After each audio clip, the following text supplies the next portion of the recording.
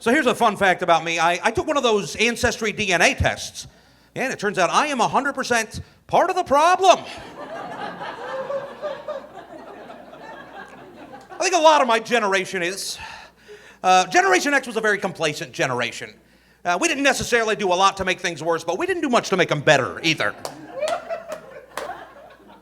We mostly just stood around, had an edible, came to a comedy show.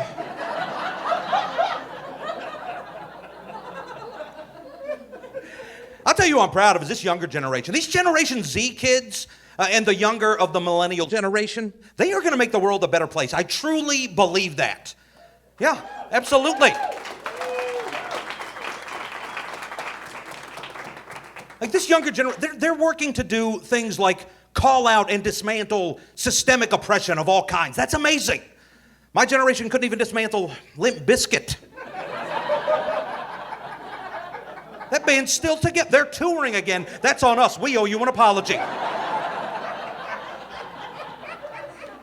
This younger generation, they're doing the work. You know, they're out there, they're like changing the conversation around mental health, making it okay to go to therapy. My generation wasn't about to go to therapy. Yeah, we didn't talk about our feelings. We were repressed. Instead of going to therapy, my generation invented mosh pits. We were like, we will deal with our emotions in our own way. By going to a concert, getting into a giant crowd of strangers, and fight dancing. By the way, fight dancing is not the same thing as dance fighting. Don't confuse the two. Fight dancing is what you do in a mosh pit. Dance fighting is what you do in a West Side Story. Something I don't really like very much about my generation, and I think this happens to a lot of generations as they get older, we tend to be very unsupportive of anything that is different than it was when we were growing up. And we gotta be better about that. Now, just because something is new or different or you don't understand it doesn't mean that there's something wrong with it.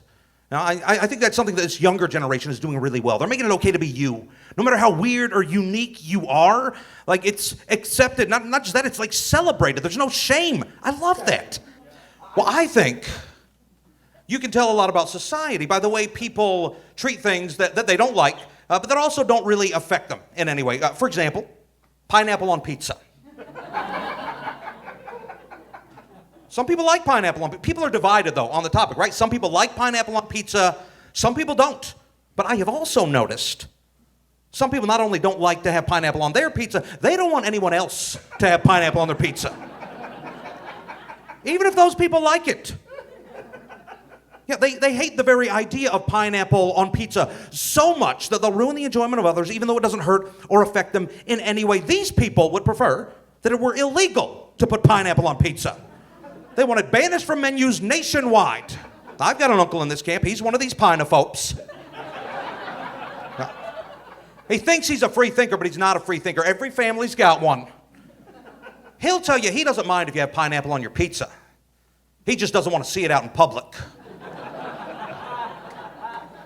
He would prefer you take your pineapple behind closed doors and not throw it in his face. Some of these pinophobes are parents. They are against pineapple on pizza in schools.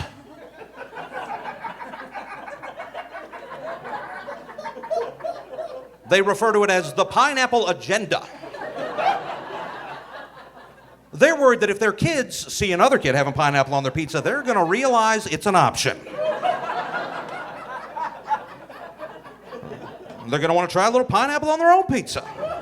Next thing you know, the kids are up in their room with the door locked, downloading the Domino's app. I've tried pineapple on pizza. I experimented in college. I liked it too. There for a while, it was all that I ate. But then when I would go home in between semesters, I was worried that my parents wouldn't understand, so I'd stick with mushroom. So I was scared. But I like to think that if I were a parent now, that my kid could come home and know that no matter what they like on their pizza, their father's gonna love and accept them. They don't have to hide it, they can eat it right in front of me. Because all pizza is food, and no one should go hungry just because their menu's a little different than mine.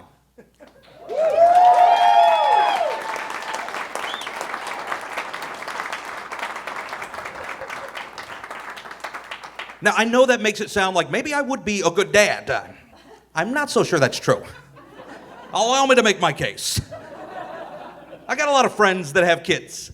And like they'll bring their kids around to gatherings like, picnics, barbecues. And when I interact with their kids, I'm good with children. Kids like me. And my friends will see that and they'll say, Jamie, you are great with kids. You should consider being a parent. You'd be a great dad. But just because kids like you does not mean you'd be a good parent. Kids like things that are terrible for them. Kids like me because I'm immature and irresponsible. That makes me fun. But when you're a parent, you're in charge of the safety and the well-being of the children. Your number one job is to keep those kids alive. And I'm not so sure I could do that. This afternoon I was watching TV. I lost the remote control 3 times during a 20-minute time span. One of those times I was sitting on it. You give me a baby, I can't guarantee the same thing won't happen.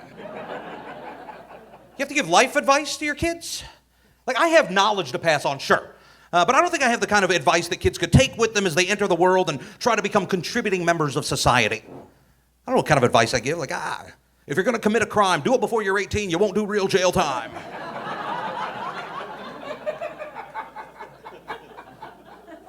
You have to deal with issues like teenage drinking. I don't know what I'd do if I caught my teenager drinking. I think I'd just be like, oh, you like to drink, do you? Me too. High five. No, you are in trouble, though. You are. So you got to be punished. So your punishment is, tonight you're going to get blackout drunk with your old man while I teach you about the history of WrestleMania. But heart disease and man boobs do run in the family. We're drinking Michelob Ultra. You got to learn about empty calories. You have to have the sex talk with your kids. I don't want to have to explain sex to my children. I have no idea how to begin that conversation. Sit down, Junior. We got to have a talk. You know that part of your body you pee out of? You are not going to believe what your mom lets me do with mine. Here are some pictures. Don't worry, I blurred out our faces.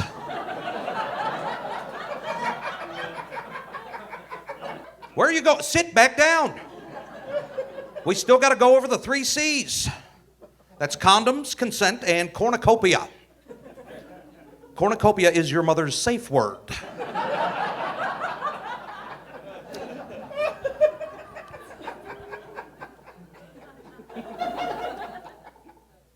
I think the part about being a parent that I would look forward to the least would be disciplining your children. But that's inevitable, right? There have to be rules, and when the rules are broken, there have to be consequences. Otherwise, they're not rules. They're just suggestions. I don't think I could spank my kids. And I'll hear adults now and then, they'll say I was spanked when I was a kid and I turned out fine. You ever notice the people who say that, they never say it in a calm and relaxed manner? It's always, I was spanked and I turned out fine. Did you, Greg?